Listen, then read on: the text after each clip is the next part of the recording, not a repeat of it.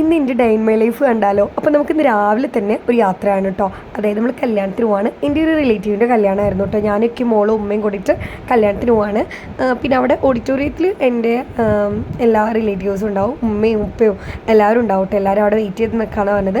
ഞങ്ങൾ ഇവിടെ നിന്ന് വരാമെന്ന് പറഞ്ഞു കേട്ടോ. അങ്ങനെ നമ്മൾ ഓഡിറ്റോറിയത്തേക്ക് പോവാണ്. പിന്നെ നമുക്ക് ഷോപ്പിൽ കയറാനുണ്ടായിരുന്നു കേട്ടോ. അതുകൊണ്ട് തന്നെ ആറങ്കോട്ട ഓഡിറ്റോറിയമാണ്. അപ്പോൾ ആറങ്കോട്ട സെൻറ്ററിലേക്ക് ആദ്യം നമ്മൾ പോയിട്ട് തിരിച്ചു വരുമ്പോഴാണ് ഓഡിറ്റോറിയത്തിൽ കയറിയത്. സിയാനും ഉപ്പയും ഉമ്മയും അവിടെ ഉണ്ടായിരുന്നു കേട്ടോ. ഞാൻ സിയാനുവിനെ കണ്ട പാടെ നെതമോൾ എൻ്റെ അടുത്ത് നിന്ന് സിയാനുൻ്റെ അടുത്തേക്ക് പോയി. പിന്നെ എൻ്റെ അടുത്തേക്ക് വരുന്നില്ല.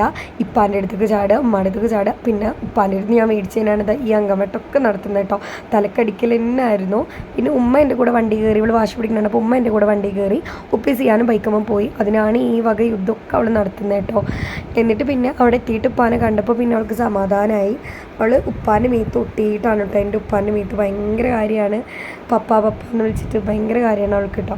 അങ്ങനെ നമ്മൾ ഓഡിറ്റോറിയത്തിൽ എത്തിയിട്ടുണ്ട് കേട്ടോ. അപ്പോൾ അവിടെ തന്നെ നമ്മൾ നേരെ ഫുഡ് കഴിക്കാനായിട്ട് കയറി കേട്ടോ. ഇനി തിരക്ക് വരുന്നതിന് മുന്നേ വേഗം കുട്ടിനെയും കൊണ്ട് ഫുഡ് കഴിച്ചിട്ട് ഇറങ്ങാമെന്ന് വിചാരിച്ചിട്ട് ഫുഡ് കഴിക്കാൻ കയറിയിട്ടുണ്ടായിരുന്നു.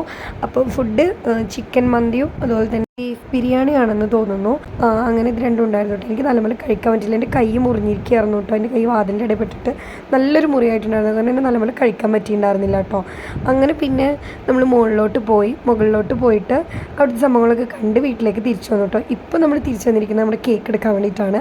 വെഡ്ഡിങ് കേക്കാണ് കേട്ടോ. അതായത് വെഡ്ഡിങ് കേക്ക് നമ്മുടെ നിന്നാണ് ഓർഡർ ചെയ്തിരിക്കുന്നത്. അപ്പോൾ അതുകൊണ്ട് തന്നെ അത് നമ്മൾ അവിടെ എത്തിക്കണം. ഒരു 3:15 ആകുമ്പോഴത്തേനും എത്തിക്കാനാണ് പറഞ്ഞിട്ടുണ്ടായിരുന്നത്.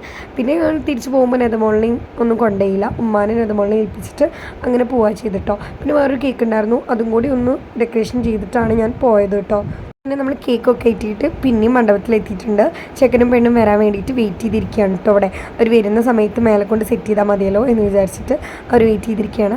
അങ്ങനെ പിന്നെ അവർ രണ്ടുപേരും വരുന്നുണ്ട് എന്ന് അവിടെ നിന്ന് എനിക്ക് കോൾ വന്നപ്പോൾ ഞാൻ എന്ത് ചെയ്യാണ്, സ്റ്റേജിന്മേൽ പോയിട്ട് കേക്ക് സെറ്റ് ചെയ്ത് വെച്ചിട്ടുണ്ട് കേട്ടോ. വെച്ചിട്ട് തിരിച്ച് വന്നപ്പോഴേക്കും ചെക്കനും പെണ്ണും താഴത്തെ എത്തിയിട്ടുണ്ടായിരുന്നു കേട്ടോ. പിന്നെ ചായ വിളമ്പാൻ തുടങ്ങിയിട്ടുണ്ടായിരുന്നു കേട്ടോ. അങ്ങനെ അതൊക്കെ കഴിച്ച് പിന്നെ വീട്ടിലേക്ക് തിരിച്ച് പോവാണ് കേട്ടോ നമ്മൾ.